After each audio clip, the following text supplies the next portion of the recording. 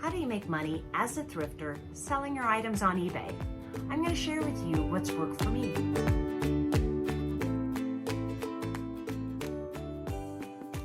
So my number one tip would be know your margins. Know the margin that you're comfortable with making before you purchase any item. For example, my margin is 50%. I know that I am not going to purchase an item unless I know and I factor in the shipping how much I'm going to be selling that item for. I use USPS. I use flat rate shipping as much as I can. I know my rates to any state across the country, and I factor that in. And if I'm not hitting that 50% margin, I have to pass on that item, which leads me to do not be afraid to go back, especially if you are at an estate sale or at a garage sale, to go back an hour or two later and see if you can get that item for less. Which leads me to the fact that I always offer free shipping on all of my items. I have over the years tried it both ways, and I think there's a psychological thing with people seeing that extra shipping costs. I've had much more success on items that I had. In fact, now all I do is offer free shipping on all of my items. So I always factor that in. My next bit of advice that has worked for me is I like to have an idea put in my head before I begin shopping for that day of categories that I'm looking for.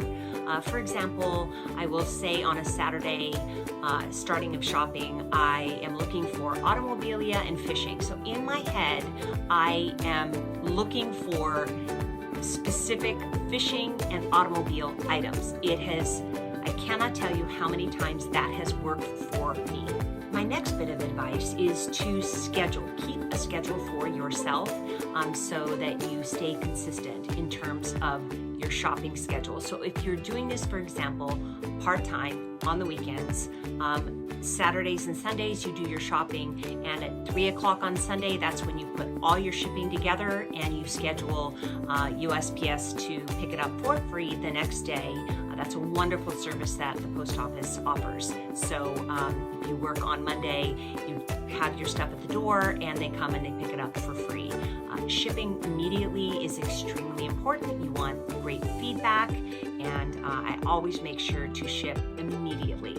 My next piece of advice is to leave really good feedback.